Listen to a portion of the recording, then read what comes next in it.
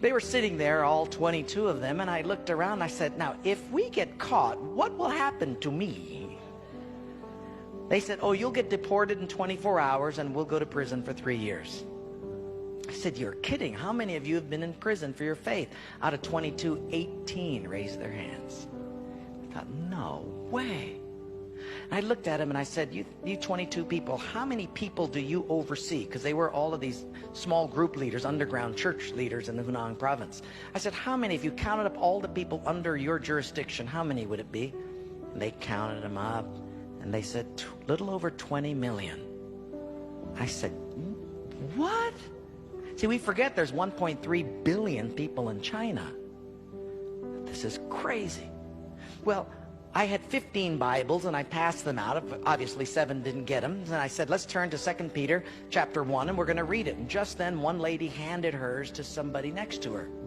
And I thought, interesting. Well, we turned there anyway, and as we started reading it, I understood why she gave it away. She had memorized the whole thing. She just recited the whole chapter. When it was done, I went over to her at a break and I said, you recited the whole chapter. She says, oh yes, I've memorized many chapters. I said, where did you memorize so many chapters? She said, in prison. I said, you have much time in prison. So I said, but don't they confiscate the Bible? She said, yes. So people bring in scriptures written on pieces of paper and they bring it in. So I said, but then if they find that piece of paper on you, won't they confiscate that? She said, oh yes, that's why you memorize it as fast as you can.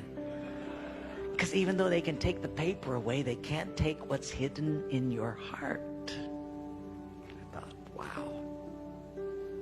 Well, after 3 days, you fall in love with these people.